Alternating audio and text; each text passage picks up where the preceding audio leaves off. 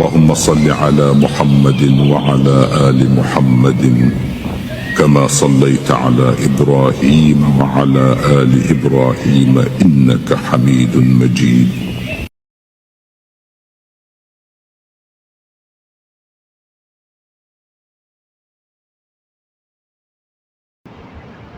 بسم الله الرحمن الرحيم. الحمد لله رب العالمين والصلاة والسلام على رسوله الكريم محمد وعلى آله وأصحابه أجمعين.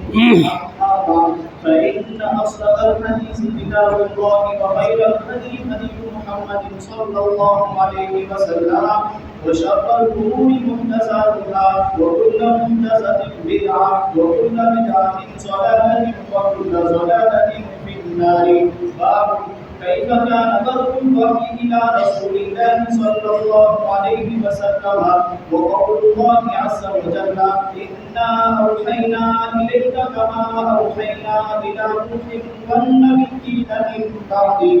عن الإمام الجليل الحافظ حجة أمير المؤمنين في الحديث أبي عبد الله محمد بن إسماعيل بن إبراهيم بن المغيرة بن الفردزبة الجوفي البخاري رحمه الله تعالى ومتعنا بحدوثهم وعلومهم آمين. وإذ قال حدثنا الحميدي عبد الله بن الزبير قال حدثنا سفيان قال حدثنا يحيى بن سعيد الأنصاري قال أخبرني محمد بن إبراهيم التيمي أنه سمع علقمة بن وقاص الليثي يقول سمعت عمر بن الخطاب رضي الله عنه على المنبر قال سمعت رسول الله صلى الله عليه وسلم يقول إنما الأعمال بالنيات وإنما لكل امرئ ما نوى فمن كانت هجرته إلى دنيا يصيبها أو إلى امرأة ينكحها وهجرته إلى ما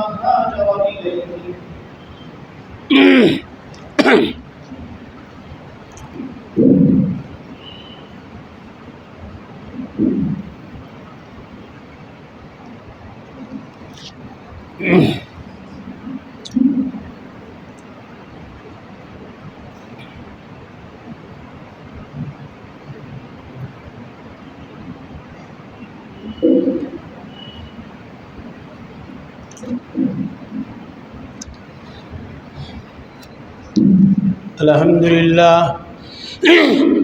الحمد لله نحمده ونستعينه ونستغفره ونؤمن به ونتوكل عليه ونعوذ بالله من شرور أنفسنا ومن سيئات أعمالنا من يهده الله فلا مضل له ومن يضلله فلا هادي له ونشهد أن لا إله إلا الله وحده لا شريك له ونشهد أن سيدنا ومولانا محمدا عبده ورسوله صلى الله عليه وعلى آله وأصحابه أجمعين. محترم بزرگوں اور دوستو، باہر سے تشریف لانے والے محترم علماء کرام اور مقامی قابل احترام علماء کرام اور محترم بزرگوں اور دوستوں اور پردے کے پیچھے بیٹھی ہوئی خواتین، ماں اور بہنیں، یہ آج کا پروگرام بہت انوکھا سا پروگرام ہے، اس لیے کہ کسی کتاب کے درس کا پروگرام مدرسے میں ہوتا ہے، طلبہ کے سامنے ہوتا ہے، اور کسی مسجد میں جو پروگرام ہوتا ہے یہ پروگرام عمومی دینی علمی پروگرام تو ہو سکتا ہے، لیکن کسی کتاب کے درس کا پروگرام یہ ایک نئے قسم کا پروگرام ہے، اور اس طرح کے پروگرام میں خطاب کرنے والے کے لیے بڑی دشواری ہوتی ہے، بہت دشواری ہوتی ہے۔ دشواری یہ ہوتی ہے کہ اگر کتاب کا حق ادا کرے، حدیث پر گفتگو کرے، حدیث سے متعلق چیزوں پر بات کرے، تو بہت سارے وہ لوگ جو پروگرام سن کر کے اس موضوع سے دلچسپی نہ رکھنے والے بھی آ جاتے ہیں تو ان کے سر سے وہ بات جو ہے اوپر چلی جاتی.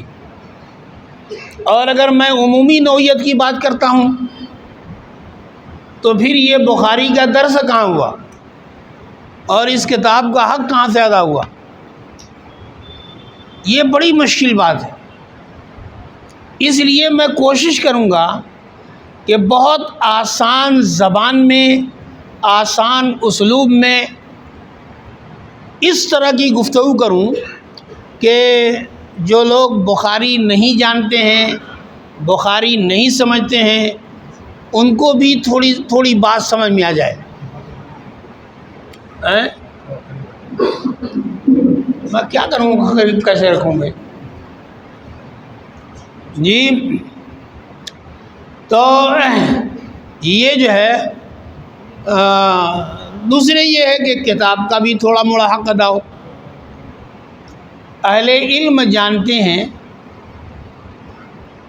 کہ یہ کتاب بخاری شریف ہے.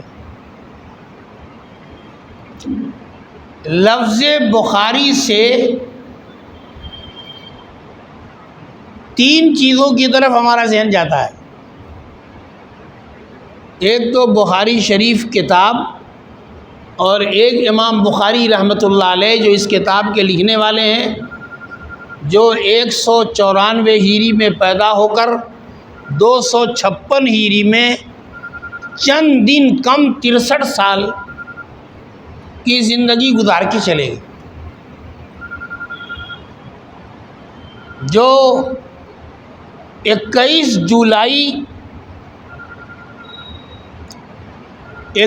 جولائی کو پیدا ہوئے 710 میں، اور 31 اگست 770 میں انتقال فرما گئے. یہ امام بخاری رحمۃ اللہ علیہ حدیث کے بہت بڑے عالم تھے، بہت بڑے عالم تھے. حدیث کے ماہرین کے لیے کچھ تعظیمی القاب ہوتے ہیں، کچھ تعلیمی القاب ہوتے ہیں.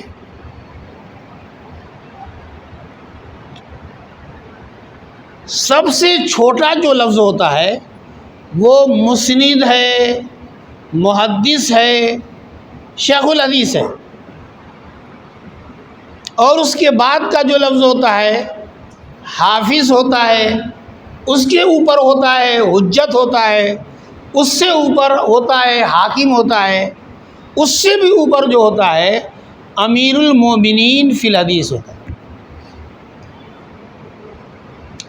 امام بخاری رحمۃ اللہ علیہ محدثین کے لیے مقرر تعظیمی القاب میں نمبر 1 کے تھے، امیر المومنین فی الحدیث. چند محدثین کو امیر المومنین فی الحدیث کہا گیا ہے، ان میں امام بخاری رحمۃ اللہ علیہ نہایت نمایاں اور سب سے اوپر گئے. امام بخاری رحمۃ اللہ علیہ کی سیرت بھی بہت تفصیلی ہے، لیکن 2-3 باتیں عرض کر دیتا ہوں. پہلی بات تو یہ ہے کہ امام بخاری رحمۃ اللہ علیہ حافظے میں نہایت ممتاز تھے.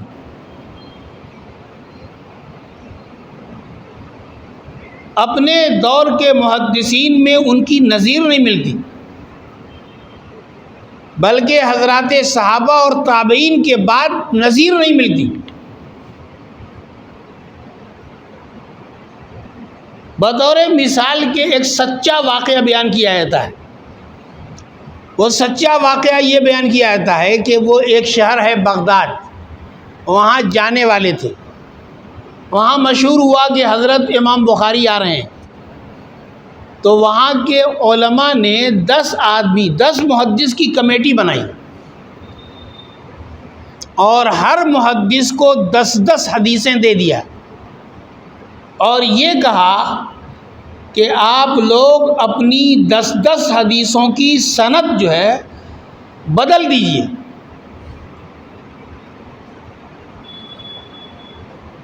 تو ہر ایک کے پاس 10 حدیث تھی، اس نے 10 کی سند بدل دی، تو کل جو ہے 100 حدیث ہوئی اور سب کی سند بدلی ہوئی.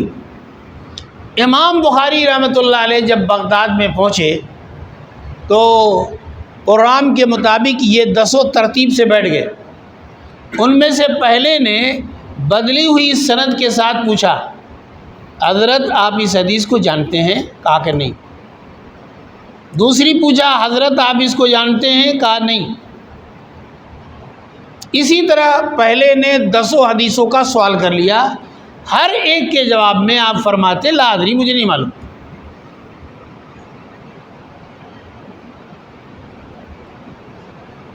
مجلس میں اور لوگ بھی موجود تھے. ان میں سے بعض لوگ جو عقیدت مند تھے انہوں نے سوچا اور کہا کہ حضرت جو ہے بھانپ گئے ہیں، تاڑ گئے ہیں کہ مسئلہ کیا ہے. اور جن کو عقیدت نہیں تھی، تجربہ نہیں تھا، انہوں نے کہا کہ حضرت کو تو لا ادری کے علاوہ کچھ آتا ہی نہیں ہے. لیکن جب 10 نے 10 حدیثوں کا سوال کر لیا اور 100 حدیث کے سوال کے جواب میں حضرت نے کہا لا ادری، مجھے معلوم نہیں ہے، پھر پہلے کی طرف متوجہ ہوئے اور کہا کہ تم نے پہلی حدیث اس طرح پوچھی تھی، یہ غلط ہے، صحیح ہے. دوسری حدیث اس طرح پوچھی تھی، وہ غلط ہے، یہ صحیح ہے. اسی طرح اس میں خاص بات یہ ہے کہ اسی مجلس میں غلط سند والی بات بھی سنا دیا کہ تم نے یہ اس طرح سنایا تھا، اور صحیح کیا ہے وہ بھی سنا دیا. اور اس سے زیادہ خاص بات یہ ہے کہ جس ترتیب سے جس نے پوچھا تھا اسی ترتیب کے ساتھ جواب دیا، ترتیب بھی بتا دی.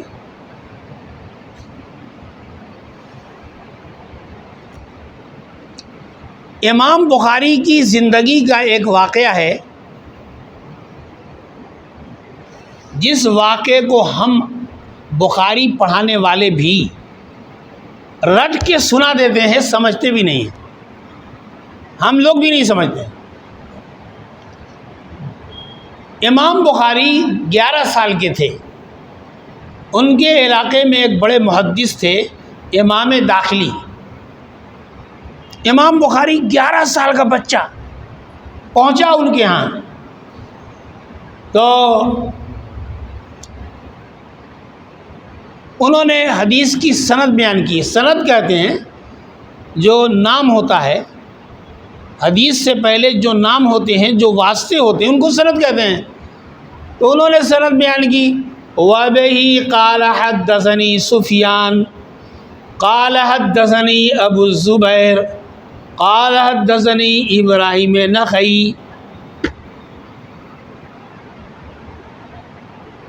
سفیان جو ہے 2 نام کے محدث گزرے ہیں، 2 محدث گزرے ہیں. ایک سفیان بڑے والے، ایک سفیان چھوٹے والے. یہ دونوں کے دونوں ابو زبیر مولانا، ایک بڑے مولانا گزرے ہیں، ان کے دونوں شاگرد بھی ہیں، اس میں کوئی غلطی بھی نہیں. اور ابو زبیر کے بعد بیان کیا ابراہیم نخعی. ابو زبیر ابراہیم نخعی کے زمانے میں تھے، بلکہ آج کے زمانے میں کہہ لیجئے کہ ان کے مدرسے میں پڑھتے بھی تھے، لیکن ابراہیم نخعی کے سیکشن میں گھنٹہ نہیں تھا.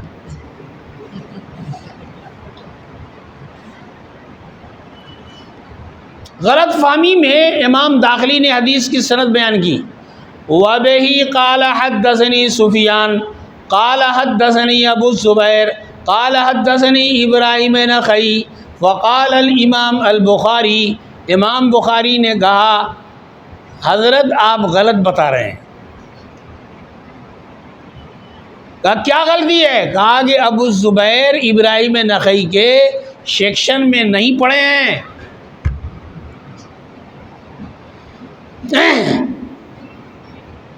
تو پہلے تو انہوں نے ڈانٹا کہ یہ بچہ بول رہا ہے. کہا کہ حضرت ڈانٹیے نہیں، اگر آپ کے پاس کمپیوٹر ہے، نیٹ ہے، جائیے دیکھ لیجئے، دیکھ کے آ کے بتائیے۔ اندر گئے، دیکھ کر کے آئے، کہنے لگے بیٹا کیا صحیح ہے بتاؤ؟ کہا کہ ابو زبیر نہیں صحیح ہے، زبیر ابن عدی صحیح ہے۔ صوتی یعنی آواز کے اعتبار سے دونوں کے نام میں مناسبت ہے، اس لیے آپ کو شبہ ہو گیا۔ وہ زبیر ابن عدی ہیں جو ان کے سیکشن میں پڑھے ہیں۔ اب آپ بتائیے 11 سال کا بچہ اتنی باریک بات جانتا ہے، یہ امام بخاری رحمۃ اللہ علیہ۔ امام بخاری رحمۃ اللہ علیہ انہوں نے ہر طرح کی کمزوری برائیوں سے تو اپنے آپ کو بچایا ہی، لیکن ہر طرح کی تہمت سے بھی اپنے آپ کو بچایا۔ حدیث میں آتا ہے کہ آپ تہمت کی جگہوں سے بچو، تہمت کے کام سے بچو، تمہارے بارے میں شک شبہ ہو کہ تم غلط کردار کے ہو، اس سے بچو۔ امام بخاری رحمۃ اللہ علیہ نے اس حدیث پر اس طرح عمل کیا کہ امام بخاری رحمۃ اللہ علیہ ایک بار دریائی سفر پر جا رہے تھے،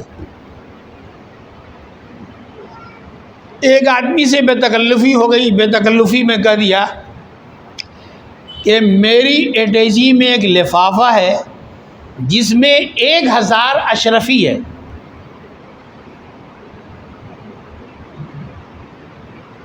ایک اشرفی کی قیمت اگر آپ کو معلوم کرنا ہے تو 33 کو 60 میں ضرب دے دیجئے، جو حاصل آئے گا وہ ایک اشرفی کی قیمت ہوگی، تقریباً 2200 روپے،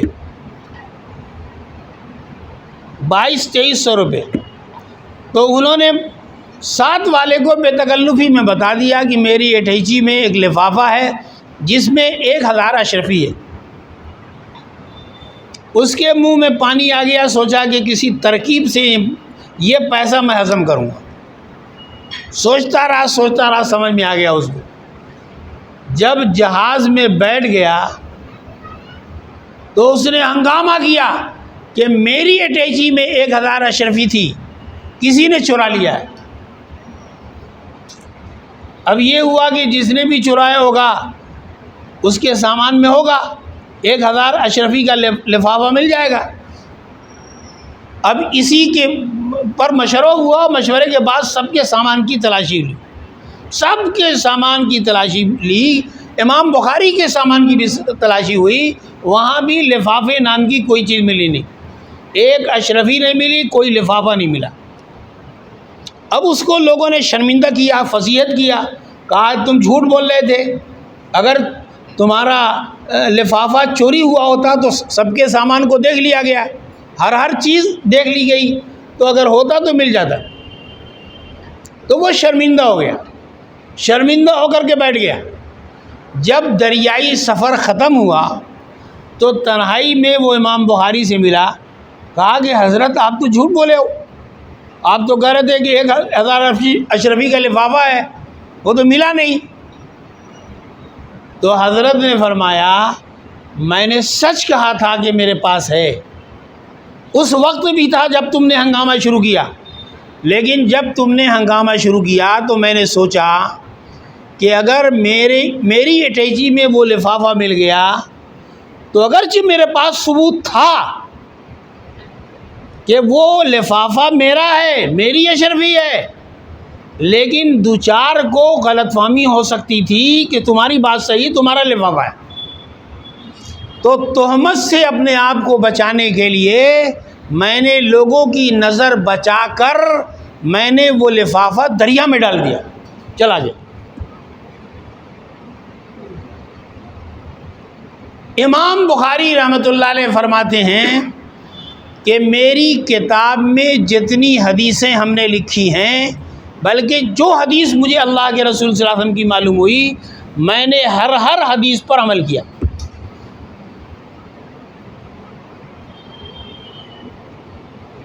امام بخاری فرماتے ہیں کہ زندگی کے اخیر میں اچانک خیال ہوا مجھے کہ اللہ کے رسول صلی اللہ علیہ وسلم نے پچنا لگایا ہے، اب میں نے پچنا نہیں لگوایا ہے، تو میں نے پشنا لگانے والے کو ڈھونڈا اور جناب رسول اللہ صلی اللہ علیہ وسلم کی سنت سمجھ کر میں نے پشنا لگوایا۔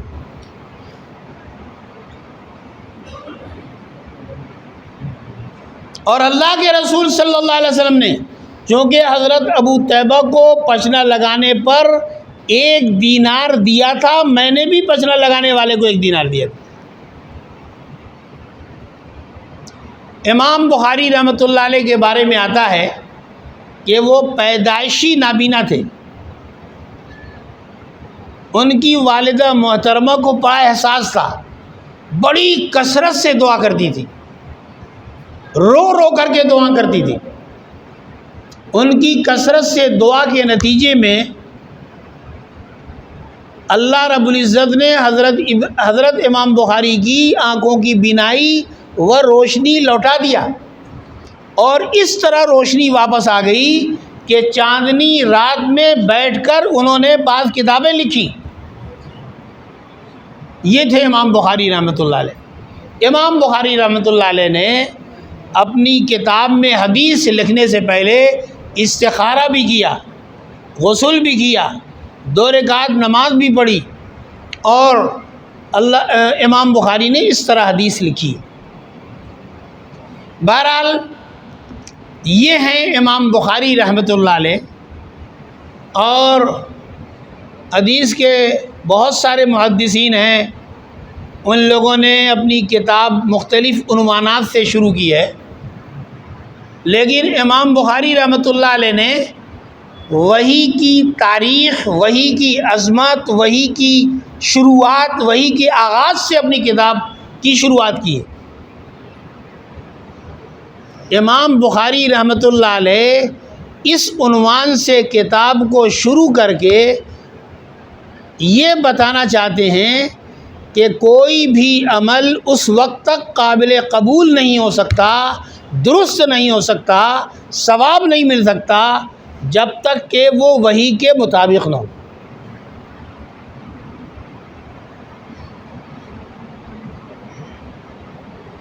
اور دوسری بنیادی شرط یہ ہے کہ نیت جو ہے عمل کے شروع میں موجود رہے، نیت خالص اللہ کی رضا کے لیے ہو، نیت کا استحضار ہو۔ اس لیے امام بخاری رحمۃ اللہ علیہ نے یعنی وحی کے آغاز و شروعات کے لفظ سے اپنی کتاب کو شروع کیا، اور سب سے پہلے حدیث جو ہے نیت والی نقل کی ہے، تاکہ اس حدیث و کتاب کو پڑھنے والے اور پڑھانے والے، سننے والے ہر عمل میں نیت کو اللہ کی رضا کے لیے خاص کر دیں۔ اب اگر طلبہ کے سامنے بتایا جاتا تو یہ کہا جاتا کہ لفظ باب کو باب پڑھنا بھی صحیح، بابن پڑھنا بھی صحیح، بابو پڑھنا بھی صحیح، یہ بھی بتایا جاتا کہ بدعن ہے، بدو نہیں ہے ظہور کے معنی میں، جیسا کہ بعض لوگ سمجھتے ہیں، یہ بدعن ہے ابتدا کے معنی میں، شروعات کے معنی میں، آغاز کے معنی میں۔ بظاہر عنوان کا ترجمہ یہ ہے کہ وحی کا آغاز اللہ کے رسول صلی اللہ علیہ وسلم کے پاس جو وحی آنا شروع ہوئی وہ کیسے آئی۔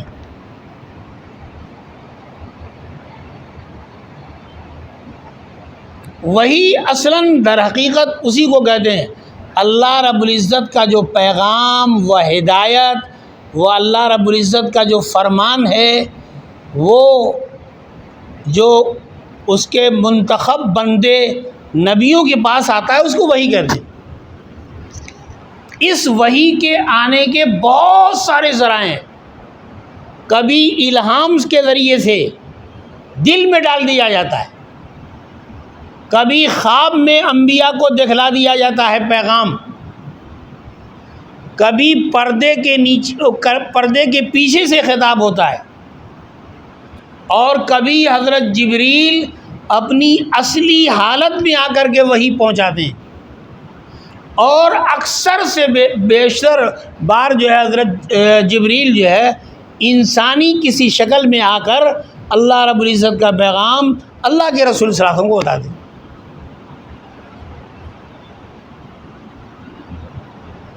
حضرت جبریل علیہ السلام بہت سارے انبیاء کے پاس، کسی کے ہاں 10 بار، کسی کے ہاں 400 بار، لیکن حضرت جبریل علیہ السلام اللہ کے رسول صلی اللہ علیہ وسلم کے پاس 24,000 بار آئے ہیں، 24,000 بار اللہ کا پیغام لے کے آئے ہیں۔ لیکن قرآن والا جو پیغام جو لائے ہیں یہ جو ہے انسانی شکل میں لے کے آئے ہیں۔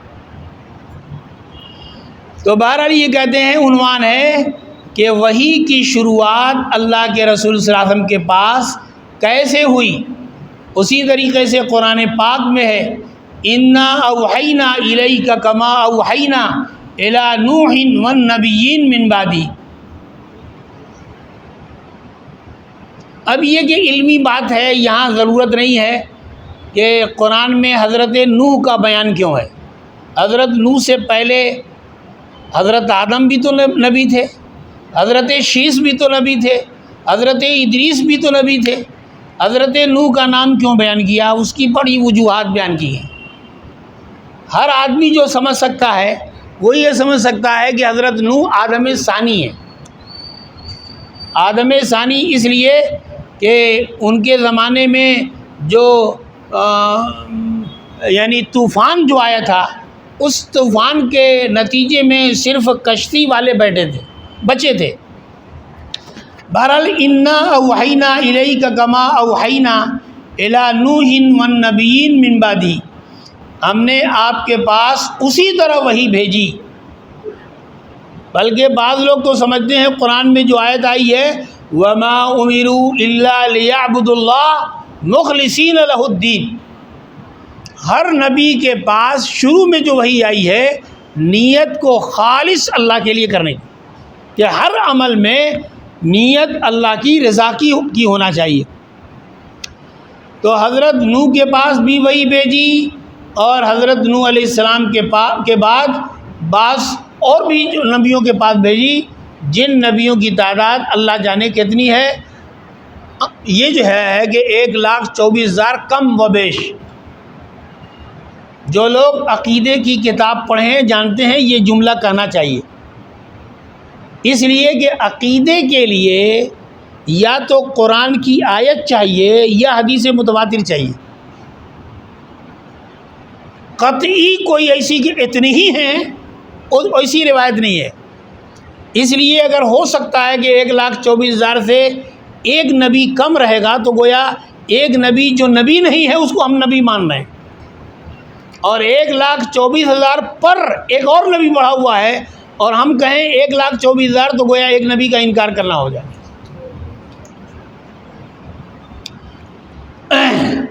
پڑھنے والے نے پڑھا کہ حضرت حمیدی جو ہیں،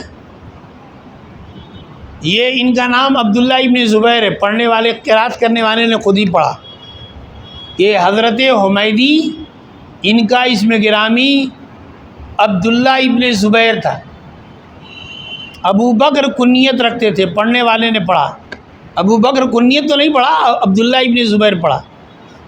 اور حمیدی کہنے کی وجہ یہ ہو سکتی ہے کہ ان کے خاندان میں اوپر کی پشت میں کوئی صاحب حمید نام رکھتے ہوں گے۔ بہت مرتبہ ایسا ہوتا ہے کہ کوئی آدمی خاندان کے کسی بزرگ کی طرف منسوب ہو کر کے یعنی اپنی نسبت کر لیتا ہے، اس لیے حمیدی مانے حمید کے خاندان کے، حمیدی مانے جناب حمید مولانا کے خاندان کے آدمی۔ یہ نقل کرتے ہیں سفیان جونیئر سے، 2 سفیان ہیں، ایک بڑے والے اور ایک چھوٹے والے۔ یہ چھوٹے والے ہیں، یہ نیت والی حدیث بڑکے سفیان سے بھی منقول ہے، چھوٹے والے سفیان سے منقول ہے۔ امام بخاری رحمۃ اللہ علیہ نے اس حدیث کو 8 جگہ بیان کیا ہے، اور ہر جگہ یعنی اپنے اپنے استاد بدل دیا ہے، کہیں سفیان کو کر دیا تو کہیں قتیبہ کو کر دیا تو کہیں عبداللہ ابن یوسف کو کر دیا، بدلتے رہتے ہیں۔ بخاری شریف میں تکرار نہیں ہے، یہ حدیث نقل کرتے ہیں تو سند جو ہے بدل دیتے ہیں۔ تو بہرحال یہ سفیان جونیئر ہیں جو 91 سال کی عمر ہوئی ان کی، خیر وہ بات جو ہے وہ درس میں بیان کرنے کی ہے۔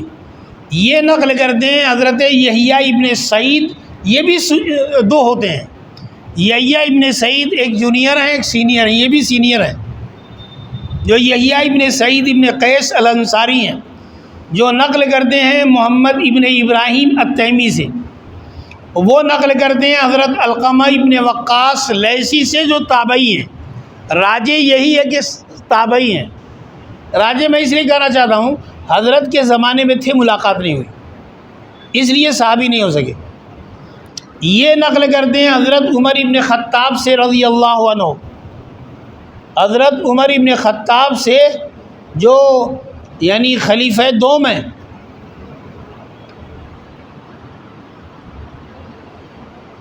یہ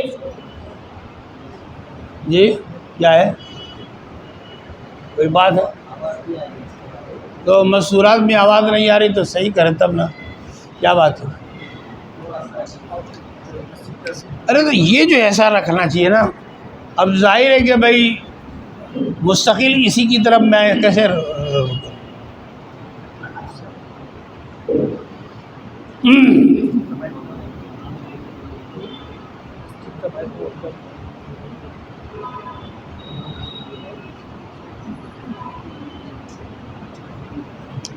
حضرت عمر ابن خطاب رضی اللہ تعالیٰ عنہ بالکل ابتدا میں مسلمان بننے والے صحابی رسول ہیں، اور حضرت ابو بکر صدیق کے بعد خلیفہ بننے والے ہیں۔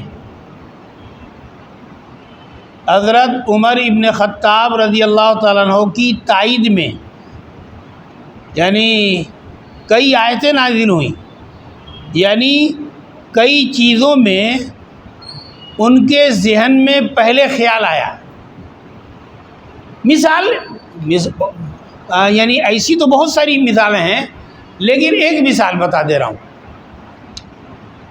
حضرت عمر کہنے لگے اے اللہ کے رسول صلی اللہ علیہ وسلم، مقام ابراہیم کے سامنے اگر ہم نماز پڑھیں تو بڑا اچھا ہوگا۔ مقام ابراہیم ایک پتھر ہے، اس پتھر پر کھڑے ہو کر حضرت ابراہیم نے بیت اللہ کو بنایا تھا۔ ہمارے زمانے میں جب جو ہے کسی عمارت کو بنایا جاتا ہے تو جب تک جو ہے نیچے دیوار رہتی ہے زمین پر کھڑے ہو کر کے بنا لیتے ہیں، جب اوپر ہوتی ہے تو کوئی چیز یعنی باندھ کر کے اس پر کھڑے ہونے کے لیے کرتے ہیں۔ یہ ایک زمانے میں کرتے تھے، اب تو تھوڑا سا ترقی ہو گئی ہے۔ اب آج کل کے زمانے میں کیا ہوتا ہے، مشین آتی ہے اور مشین پر کھڑے ہو جاتے ہیں، مشینی وہ زینہ ہوتا ہے، اس پر کھڑے ہو جاتے ہیں اور جتنے اوپر لے جانا چاہتے ہیں جتنے نیچے لے جانا چاہتے ہیں چلے جاتے ہیں۔ یہ مشین تو شروع اب ہوئی ہے، اور یہ مشین جو ہے بجلی سے چلتی ہے، بجلی نہ رہے تو پھر ادھر کا ادھر ہو جائے گا۔ لیکن اللہ رب العزت نے حضرت ابراہیم کو بیت اللہ بنانے کے لیے جنت سے ایک پتھر بھیجا تھا، اس پر کھڑے ہو کر کے بناتے تھے، جتنے اوپر جانے کی ضرورت ہوتی تھی اتنے اوپر چلا جاتا، اور جتنی نیچے کی رہتی تھی اتنی نیچے ہو جاتا۔ ایک طویل عرصے تک حضرت ابراہیم علیہ السلام کے انگلیوں کے نشانات سب موجود تھے، لیکن بہرحال وہی ہے مقام ابراہیم۔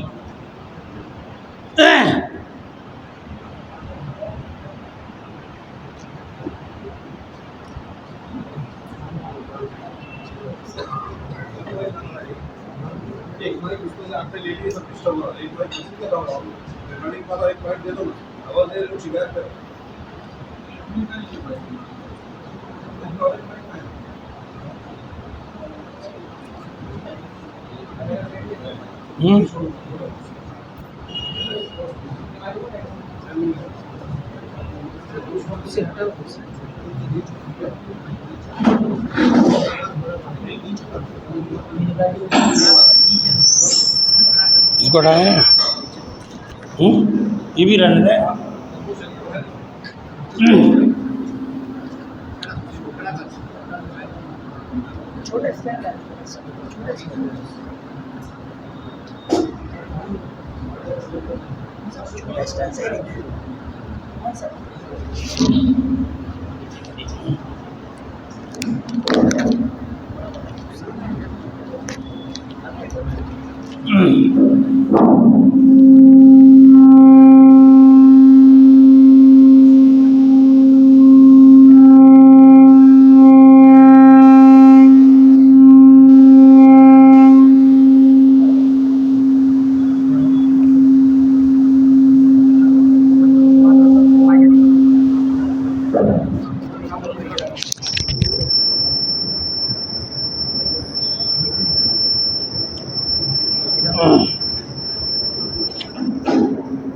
ٹھیک ہے،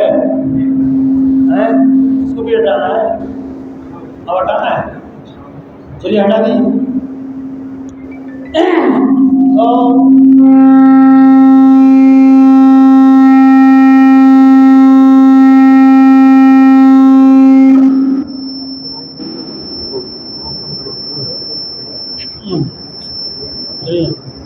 ابھی اور کچھ کرنا ہے؟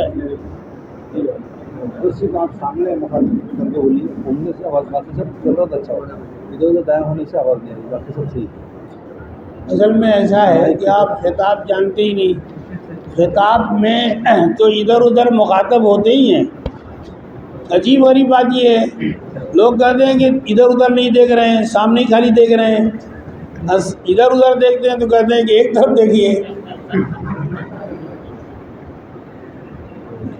سمجھ رہے نا، خطبے کے آداب میں یہی ہے کہ ادھر ادھر دیکھنا چاہیے، سمجھ رہے نا۔ تو بہرحال میں عرض کرنا چاہ رہا تھا کہ حضرت عمر نے یہ خواہش ظاہر کی کہ مقام ابراہیم کے سامنے ہم نماز پڑھیں، تو قرآن میں آیت آئی وَاتَّخِذُوا مِن مقام ابراہیم مصلی، نہیں چل رہا ہے، تو مقام ابراہیم کو نماز پڑھنے کی جگہ بنائی۔ حضرت عمر ابن خطاب رضی اللہ تعالیٰ عنہ بھی عشرہ مبشرہ میں ہیں۔ عشرہ مبشرہ میں، عشرہ مانے 10، مبشرہ مانے جن کو اس دنیا میں جنت کی بشارت دی گئی۔ عشرہ مبشرہ کون ہیں؟ حضرت ابو بکر جو 13 ہجری میں دنیا سے چلے گئے، حضرت ابو عبیدہ ہیں جو 18 ہجری میں دنیا سے چلے گئے، حضرت عمر ابن خطاب ہیں جو 23 ہجری میں دنیا سے چلے گئے، حضرت عبد الرحمن ابن عوف ہیں جو 32 ہجری میں دنیا سے چلے گئے، حضرت عثمان ابن عفان ہیں جو 35 ہجری میں دنیا سے چلے گئے، اور حضرت طلحہ ابن عبید اللہ اور حضرت زبیر ابن عوام ہیں جو دونوں بزرگ 36 ہجری میں دنیا سے چلے گئے، اور حضرت علی ابن ابی طالب ہیں جو 40 میں دنیا سے چلے گئے، اور حضرت سعید ابن زید ہیں جو 51 ہجری میں دنیا سے چلے گئے، اور حضرت سعد ابن ابی وقاص ہیں جو 55 ہجری میں دنیا سے چلے گئے۔ میں عرض کرنا چاہتا ہوں، جو بات بتانا چاہتا ہوں کہ عام طور سے یہ مشہور ہے کہ اللہ کے رسول صلی اللہ علیہ وسلم نے صرف 10 صحابہ کو جنت کی بشارت دی ہے۔ میں اسی غلط فہمی کو دور کرنا چاہتا ہوں۔ میرے پاس دلیل موجود ہے کہ اللہ کے رسول صلی اللہ علیہ وسلم نے بدر کے جملہ شرکاء جو 313 ہیں ان تمام کو جنت کی بشارت دی ہے، یہ میں کہنا چاہتا ہوں۔ بلکہ اللہ کے رسول صلی اللہ علیہ وسلم نے فرمایا لعل اللہ اطلع علی اہل بدر فقال اعملوا ما شئتم قد غفرت لکم، تمہاری مغفرت ہو چکی، تمہارے لیے جنت یقینی ہے۔ صلح حدیبیہ میں 1400-1600 رہے، ان کے لیے قرآن میں لکھا ہوا ہے لقد رضی اللہ عن المؤمنین اذ یبایعونک تحت الشجرہ، کیا وہ جنتی نہیں ہیں؟ کیا قرآن نے ان کو جنت کی بشارت نہیں دی؟ اللہ کے رسول صلی اللہ علیہ وسلم نے حضرت عکاشہ کو جنت کی بشارت نہیں دی؟ کیا آپ صلی اللہ علیہ وسلم نے حضرت انس کی والدہ ام سلیم کو جنت کی بشارت نہیں دی؟ کیا اللہ کے رسول صلی اللہ علیہ وسلم نے حضرت انس کو جنت کی دعا نہیں دی؟ کیا اللہ کے رسول صلی اللہ علیہ وسلم نے حضرت انس کی خالہ ام حرام کو جنت کی بشارت نہیں دی؟ یہ تو 10 وہ تھے جو ایک مجلس میں ایک دن جنت کی بشارت دی، جو سب کے سب مہاجر ہیں، لیکن اللہ کے رسول صلی اللہ علیہ وسلم نے ان بزرگوں کے سوا بھی جنت کی بشارت دی۔ کیا اللہ کے رسول صلی اللہ علیہ وسلم نے حضرت ابو ہریرہ کے تعلق سے نہیں کہا کہ ابو ہریرہ تمہیں بڑا شوق ہے میری حدیثوں کو جاننے اور یاد کرنے کا؟ جنہوں نے اللہ کے رسول صلی اللہ علیہ وسلم کی خدمت کی ہو جنتی نہیں ہوں گے؟ تو اس لیے میں یہ بتانا چاہ رہا ہوں کہ یہ سب کے سب جنتی ہیں۔ تو حضرت عمر ابن خطاب رضی اللہ تعالیٰ عنہ کو منبر پر بیان کرتے ہوئے سنا کہ میں نے رسول اللہ صلی اللہ علیہ وسلم کو فرماتے ہوئے سنا کہ انما الاعمال بالنیات، کہ عمل درست اس وقت ہوتا ہے جب کہ نیت ہوتی ہے، نیت ہونے پر عمل درست ہوتا ہے۔ اب بے نیت کے تو ثواب ملتا ہی نہیں ہے، لیکن 95-98% اعمال کے بارے میں علماء متفق ہیں کہ عمل درست بھی ہوتا ہے، نیت کے بغیر نہیں ہوتا ہے، نیت ضروری ہے۔ تھوڑا سا ایک آدھ چیز میں تھوڑا سا اختلاف ہے، جیسے غیر شعوری اور بلا نیت کے وضو کر لیا، امام شافعی کہتے ہیں کہ نماز نہیں پڑھ سکتا، وضو نہیں ہوا۔ امام احمد کہتے ہیں وضو نہیں ہوا، نماز نہیں پڑھ سکتا۔ امام مالک کہتے ہیں وضو نہیں ہوا، نماز نہیں پڑھ سکتا۔ تنہا امام ابو حنیفہ کہتے ہیں وضو کا جو ثواب ملتا ہے وہ نہیں ملے گا، لیکن نماز پڑھ سکتا ہے۔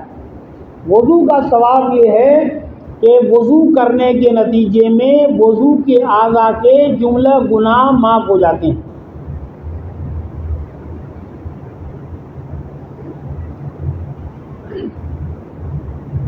امام ابو حنیفہ رحمۃ اللہ علیہ کے ہاں وضو میں 4 فرض ہے: چہرہ دھلنا، ہاتھ دھلنا، پاؤں دھلنا، سر کا مسح کرنا۔ لیکن بقیہ اماموں کے ہاں نیت بھی ضروری ہے، اور کچھ بھی ضروری ہوگا لیکن نیت ضروری ہے۔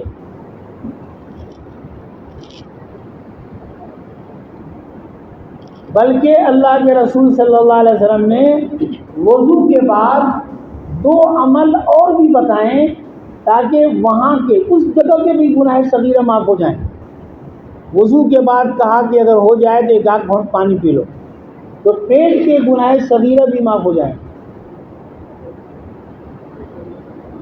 تو بہرحال یہ کہہ رہے ہیں کہ انما الاعمال بالنیات، عمل کے درست ہونے کے لیے نیت ضروری ہے، اور ثواب کے لیے تو بہت ضروری ہے۔ وَإِنَّمَا لِامْرِئٍ مَّا نَوَىٰ، اور ہر آدمی کو نیت کے مطابق و نیت کے بقدر اجر ملتا ہے۔ بعض مرتبہ ایک عمل میں کئی نیت ہو جائے تو کئی نیت کے ہونے پر کئی ثواب مل جائے۔ اس کی ایک مثال تو ہم لوگوں نے بہت بچپن ہی سے پڑھی ہے کہ جب زکوٰۃ دیتے ہیں مدرسے کو، دینی مدرسے کو، نیت یہ ہو کہ ہم جو ہے زکوٰۃ اپنی دے رہے ہیں، زکوٰۃ ادا کر رہے ہیں، اور یہ نیت ہے کہ اس کے ذریعے سے علم پھیلے گا، علم کی اشاعت ہوگی، تو عمل ایک ہے لیکن نیت کے تعدد سے 2 ثواب مل جائے۔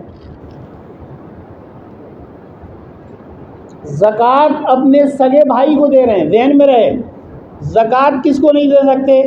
ابا کو نہیں، اماں کو نہیں، دادا کو نہیں، دادی کو نہیں، نانا کو نہیں، نانی کو نہیں، یہ جو اوپر والے ہوتے ہیں ان کو نہیں، بیٹا کو نہیں، بیٹی کو نہیں، نواسا کو نہیں، نوازی کو نہیں، ان کی اولادوں کو نہیں، میاں شوہر کو نہیں، شوہر بیوی کو نہیں، لیکن بقیہ لوگوں کو دینے میں کوئی حرج نہیں۔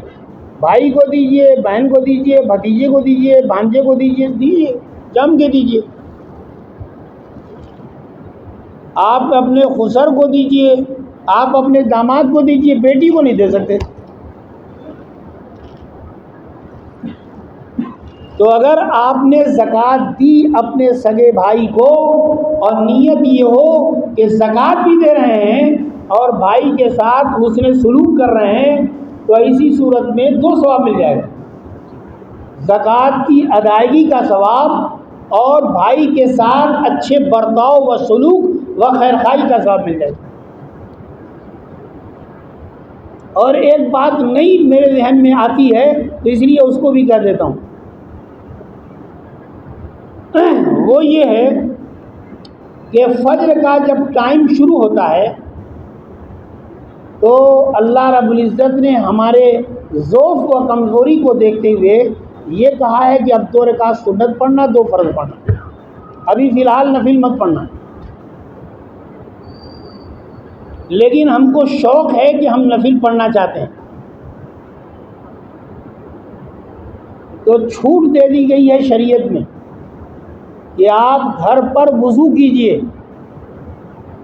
2 رکعت سنت پڑھیے جو فجر کی سنت ہے، جو بڑی موقت سنت ہے. یہ جو ہے سنت جو ہوتی ہے 2 طرح کی ہوتی ہے، ایک سنت موقدہ اور ایک غیر موقدہ. سب سے موقت سنت فجر کی سنت ہے، نمبر 1 کی. نمبر 2 کی مغرب کے بعد کی 2 رکعت ہے. نمبر 3 کی ظہر کے بعد کی 2 رکعت ہے. نمبر 4 کی عشاء کے بعد کی 2 رکعت ہے. نمبر 5 کی ظہر سے پہلے کی 4 رکعت. اس میں بھی باہم ترتیب ہے. نمبر 1 کی سنت فجر سے پہلے کی 2 رکعت. اللہ کے رسول صلی اللہ علیہ وسلم نے فرمایا جتنی پریشانی ہو، جتنی کلفت ہو، جتنے ہنگامے ہوں، جتنی اسکٹ میزائل بھی گر رہا ہو، تب بھی 2 رکعت فجر کی مت چھوڑ. بڑی موقع سنت. تو آپ وضو کیجئے،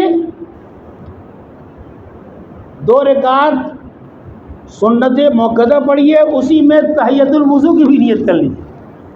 2 پڑھیں گے انشاءاللہ 4 کا ثواب مل جائے گا.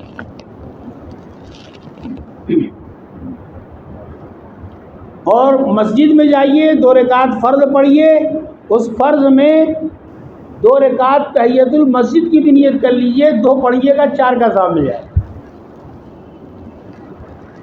لیکن ہمیشہ ذہن میں رکھیں کہ فرض میں نفل کا انضمام ہو سکتا ہے، فرض میں فرض کا انضمام نہیں ہوتا.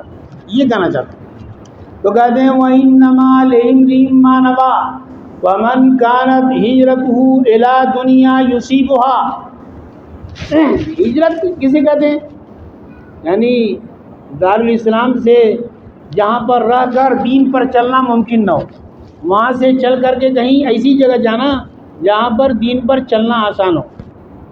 تو یہ جانا کئی مقصد سے ہو سکتا ہے. ایک لفظ استعمال کیا ہے کہ اگر آپ نے اپنا وطن دنیا کے حصول کے لیے چھوڑا. اپنا وطن کیوں چھوڑا؟ دنیا کے لیے. دنیا کا مطلب کینٹین چلانے کے لیے. آپ اپنے وطن میں تھے، بڑے کے گوشت کی بریانی کی دکان چلا رہے تھے، کینٹین چلا رہے تھے. تمام مسلمان یہاں سے چلے گئے، اب جو ہے بک ہی نہیں رہی، بریانی نہیں چل رہی. اب آپ جو دارالاسلام جا رہے ہیں، جانے میں مقصد کیا ہے؟ دوسرا ہے. کیا مقصد ہے؟ تاکہ بریانی کی دکان چل جائے.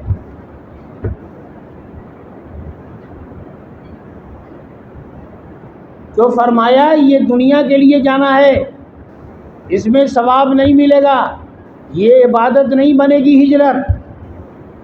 اگر دنیا کے لیے، دنیا کی طرح کی ایک اور مثال دی ہے. کسی متعین خاتون سے شادی کے لیے جا رہا ہے. دارالاسلام جا رہا ہے. کیوں جا رہا ہے؟ کسی خاص عورت سے شادی کرنے، متعین عورت سے شادی کرنے کے لیے جا رہا ہے. جیسے کہ ایک صحابی گئے تھے ام قیس نام کے، جن کا نام ام قیس نام کی عورت سے شادی کے لیے گئے تھے، مصلحتاً ان کا نام چھپا لیا گیا، بلکہ اس کے ذریعے سے پیغام دیا گیا کہ کسی سے غلطی ہو جائے تو اس کے نام کی اشاعت مت کرو، پرچار مت کرو۔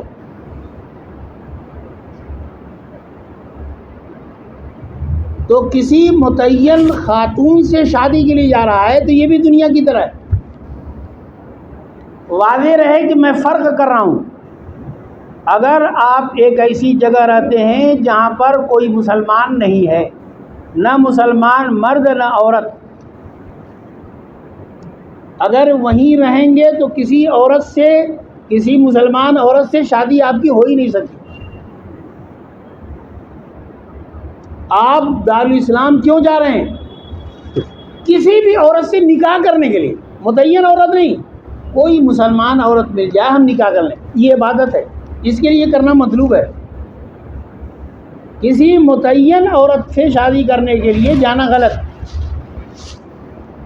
لیکن صرف کوئی بھی عورت مل جائے، کوئی بھی مسلمان عورت مل جائے، اس سے شادی کے لیے اگر ہجرت کرتے ہیں تو یہ مبارک ہے۔ تو فرماتے ہیں کہ اگر کوئی آدمی ہجرت کرتا ہے کینٹین چلانے کے لیے، دنیا کے اصول کے لیے، یا کسی متعین عورت سے شادی کے لیے، وَهِجْرَتُهُ إِلَىٰ مَا هَاجَرَ إِلَيْهِ، تو اس کی ہجرت اسی کے لیے مانی جائے گی جس کی اس نے ہجرت کی ہے۔ ایک اور بھی چیز ہے، لیکن وہ تو شاید مسلمان سے توقع ہی نہیں ہے، اس کو کہنا بھی غلط ہے کہ ناجائز کام کے لیے ہجرت کر رہا ہے۔ تین شکل ہوئی: عبادت کے لیے ہجرت کرنا، دنیا کے لیے ہجرت کرنا، ناجائز کام کے لیے ہجرت کرنا۔ وہ تو تصور ہی نہیں ہے، اس لیے اس کو بیان نہیں کیا۔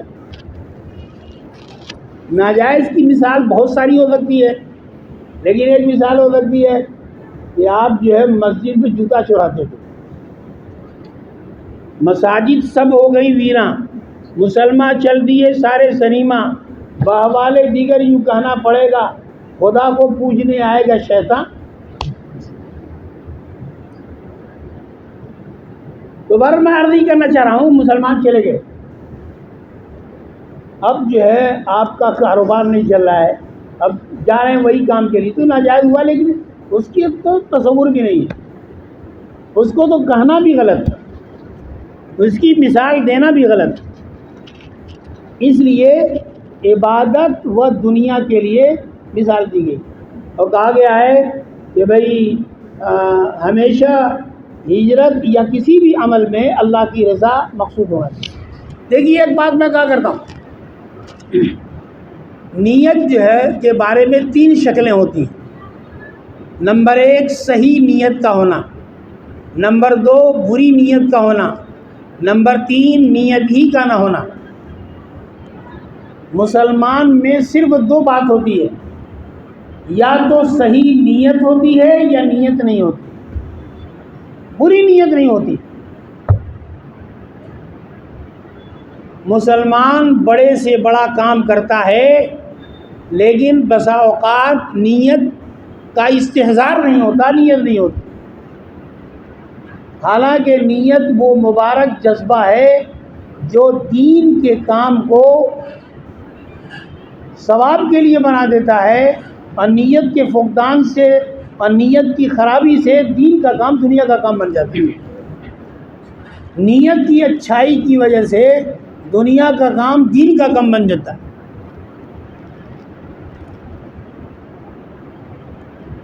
نکاح ہوتا ہے، شادی ہوتی ہے، عام طور سے نکاح میں ہم نیت کرتے ہیں دنیا کی ضرورت پوری ہونے کی، دنیا کے رسم و رواج کی۔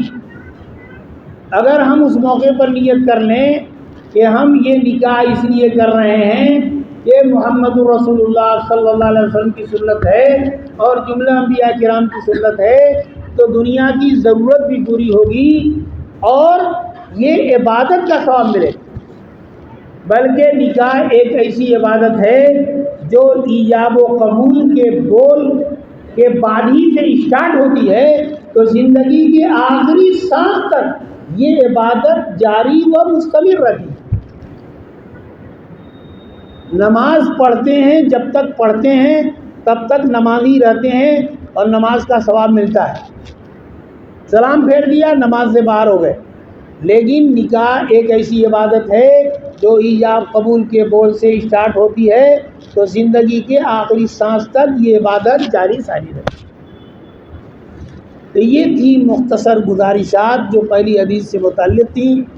امام بخاری رحمۃ اللہ علیہ نے بدء وحی کے عنوان کے تحت 5 یا 6 یا 7 حدیثیں بیان کی، 5 یا 6 یا 7 حدیثیں بیان کی ہیں۔ ان میں سے پہلی حدیث نیت کو درست کرنے کی۔ بعض لوگ یہ سمجھتے ہیں کہ یہ عنوان کا حصہ نہیں ہے بلکہ یہ حدیث امام بخاری کی کتاب کا مقدمہ ہے، پیش لفظ ہے، اور اس حدیث کو بیان کر کے بتانا چاہتے ہیں کہ پڑھنے والے بھی، پڑھانے والے بھی، سننے والے بھی، سنانے والے بھی، اور ہر کام کو کرنے والے لوگ کام کرنے سے پہلے نیت کو صحیح کر لیں، نیت کا استحضار کر لیں تو انشاءاللہ وہ عمل مقبول ہو۔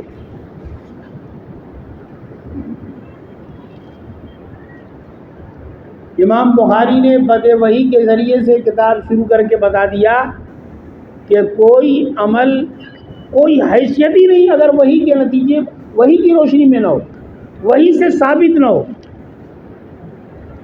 قرآن حدیث کے مطابق نہ ہو۔ بہرحال خوشی ہوئی کہ مولانا صادق صاحب نے یہ پروگرام مرتب کیا۔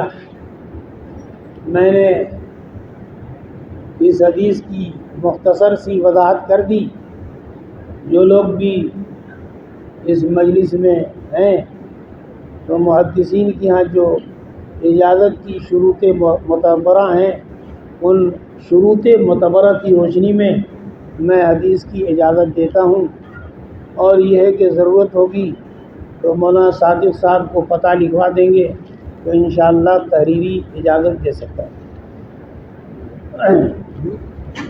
اللہم صلی علی محمد وعلی آل محمد کما صلیت علی ابراہیم وعلی آل ابراہیم انک حمید مجید۔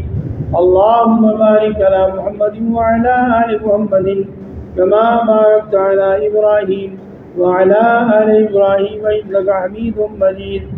اللہم انک عفو کریم تحب العفو فاعف عنا یا کریم۔ اللہم احفظنا من کل بلاء الدنیا وعذاب الآخرہ۔ اللہم ارنا الحق حقا وارزقنا اتباعہ وارنا الباطل باطلا وارزقنا اجتنابہ۔ اے اللہ اس مجلس میں جو بات کہی گئی ہے، اے اللہ ہم کو سب کو عمل کی توفیق عطا فرما۔ اے اللہ ہمیں اعمال کی توفیق عطا فرما، نیت کے ساتھ اعمال کی توفیق عطا فرما۔ اے اللہ نیت مستحضر رکھنے کی توفیق عطا فرما۔ اے اللہ ہم سب کو ہر طرح کی کامیابی نصیب فرما۔ اے اللہ ہم کو حدیث سے محبت پیدا فرما۔ اے اللہ محمد رسول اللہ صلی اللہ علیہ وسلم سے محبت پیدا فرما۔ اے اللہ اس معنی میں بھی محبت پیدا فرما کہ ہم اللہ کے رسول صلی اللہ علیہ وسلم کی پیروی کریں، اس لیے کہ جس آدمی کو جس سے محبت ہوتی ہے ان کی پیروی کرتا ہے۔ اے اللہ ایک ایک سنت ہماری زندگی میں جاری و ساری ہو جائے۔ اے اللہ پوری زندگی کے ہر کام کو سنت کے مطابق کرنے کے والے ہم بن جائیں۔ اے اللہ ہمیں سنت سے محبت پیدا کر دے۔ اے اللہ شعوری غیر شعوری طور سے ہمارے دل و دماغ میں سنت سے محبت پیدا فرما دے۔ اے اللہ ہماری حفاظت فرما۔ اے اللہ سامعین کی حفاظت فرما۔ اے اللہ پردے سے کے پیچھے بیٹھی ہوئی خواتین کی حفاظت فرما۔ اے اللہ اگر کسی کے دل میں کوئی جائز تمنا ہے تو اے اللہ اس دعا کو قبول فرما۔ اے اللہ وہ چیز عطا فرما۔ اگر کوئی کسی چیز سے بچنا چاہتا ہے اے اللہ اس کی حفاظت فرما۔ اے اللہ بزرگوں نے کہا ہے کہ بخاری کے پڑھنے کے بعد دعائیں قبول ہوتی ہیں۔ اے اللہ اس کے واسطے سے دعا کرتے ہیں۔ اے اللہ ہم کو صحت و عافیت نصیب فرما، سنت کے مطابق زندگی گزارنے کی توفیق عطا فرما۔ اے اللہ ہمارے بچوں کو ہمارا سعادت مند بنا، اے اللہ ہمیں دین کا خادم بنا، اے اللہ ہمیں دین کی دعوت کی توفیق عطا فرما، اے اللہ ہمارے عمل سے دین کی دعوت کو فروغ ہو، اے اللہ ہم سب کو صحت و عافیت نصیب فرما، اے اللہ ہمارے مسائل حل فرما، اے اللہ جملہ دشواریاں حل فرما، اے اللہ ہر طرح کی بلاؤں سے حفاظت فرما، اے اللہ ہر طرح کی مصیبتوں سے محفوظ فرما، اے اللہ صحیح الاسقام سے محفوظ فرما، اے اللہ آبائی وبائی بیماریوں سے محفوظ فرما، اے اللہ مہلک بیماریوں سے محفوظ فرما، اے اللہ جو مقروض ہیں ان کا قرض ادا کرا دے، اے اللہ جو لوگ مقدمے میں پھنسے ہوئے ہیں اے اللہ ان کا مقدمے کا فیصلہ ان کے حق میں کرا دے، اے اللہ جو بچیاں شادی کی عمر کو پہنچ گئی ہیں اے اللہ ان کے لیے مناسب رشتے کا نظم فرما دے، اے اللہ جن کی شادیاں ہو گئی ہیں خوشگوار طریقے سے محبت کے ساتھ رہنے کی توفیق عطا فرما، اے اللہ ہمارے گھروں میں پیار اور محبت کے ساتھ یکسوئی کے ساتھ زندگی گزارنے رہنے کی توفیق عطا فرما، گھروں کے ماحول کو دینی بنا دیجیے اور ہر طرح کی برائیوں سے حفاظت فرما دیجیے، ظاہری باطنی برائیوں سے حفاظت فرما دیجیے، اے اللہ ہر طرح کی خرابیوں سے حفاظت فرمائیے، ربنا تقبل منا انک انت السمیع العلیم وتب علینا انک انت التواب الرحیم، صلی اللہ تعالی علی خیر خلقہ محمد وعلی آلہ وصحبہ اجمعین برحمتک یا ارحم الراحمین۔